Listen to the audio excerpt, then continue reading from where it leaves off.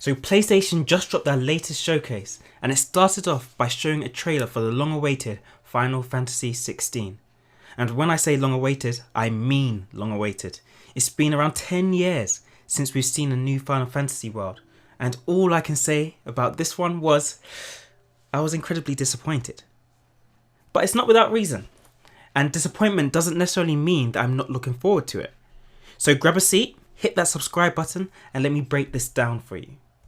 You see, I think many of us were very well aware that the next Final Fantasy was going to be a return to Final Fantasy's roots. Crystals, high fantasy, castles and knights and all that sort of stuff. They'd mentioned it quite a few times, that the sci-fi era was coming to an end. Which is a shame because it's the sci-fi era of Final Fantasy that made it so popular, especially when we think of Final Fantasy 6, 7, 8, 10 and 13. They were all very sci-fi inspired and they were its most popular games.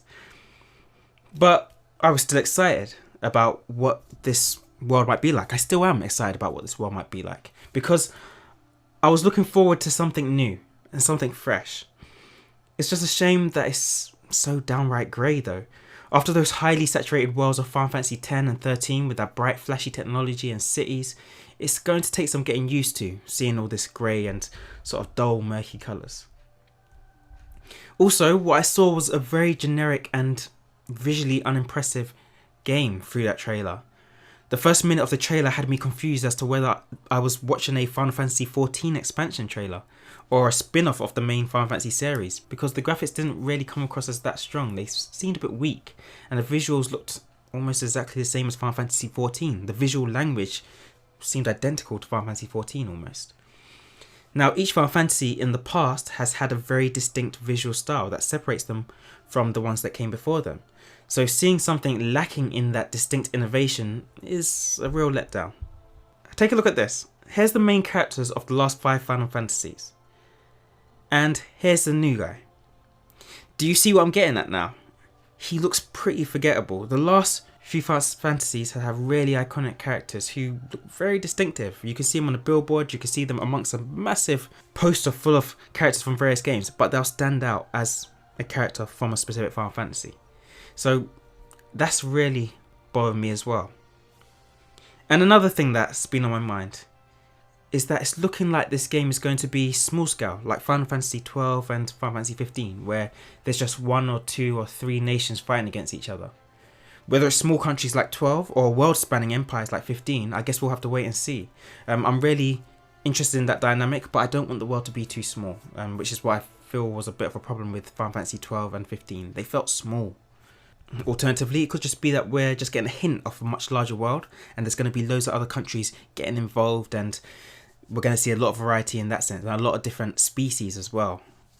Things like Mughals and whatnot, just like we had in 12, which would be pretty cool. The small world that we're seeing at the moment, this very small sort of scope that we're seeing, comes with an additional issue as well. If you look at the characters within the game, the people, it looks like we've ended up with everyone having the exact same skin colour, hair texture and general ethnicity. Which is strange. I mean, we're in 2020. So for a AAA game set in a fantasy world to have no diversity, it's really causing me to raise my eyebrows.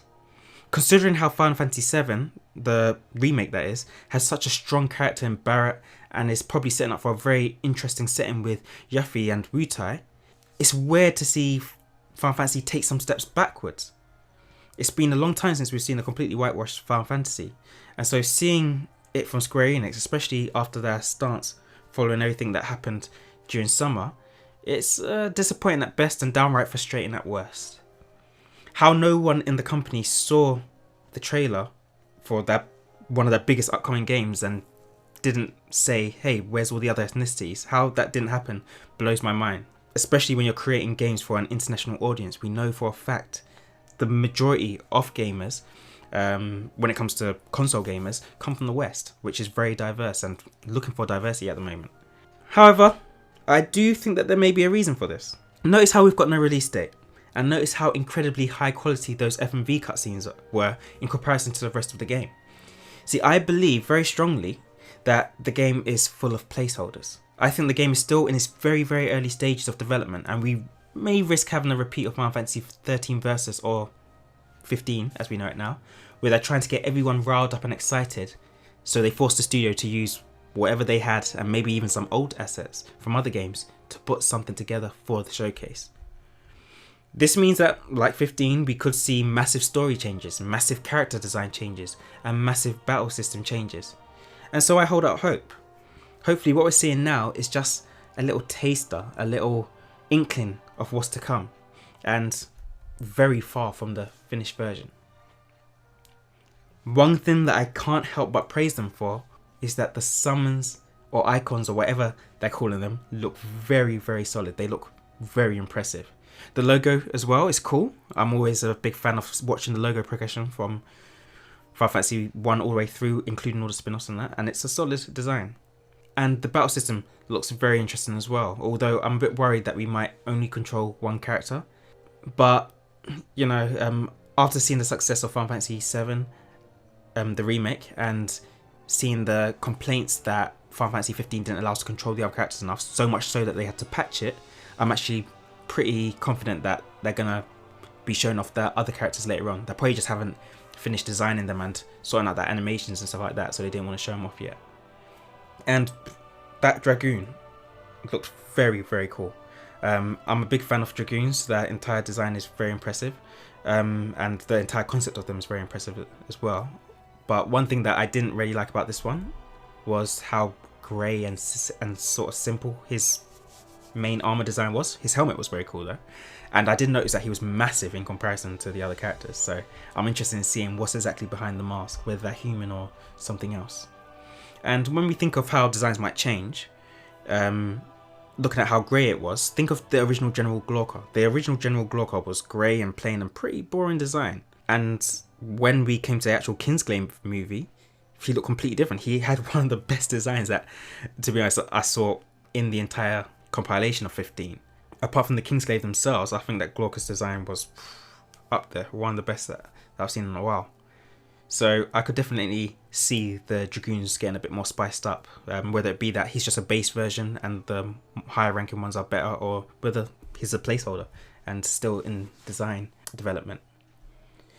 One thing I'm also really looking forward to is where they go with the locations. For ages I've wanted to do a video on Final Fantasy locations and their environments, and expect one of those in the coming weeks, because if there's anything that Final Fantasy and Square Enix do consistently well, it's the locations and the environments. One other interesting thing as well is the fact that they've decided to show blood now.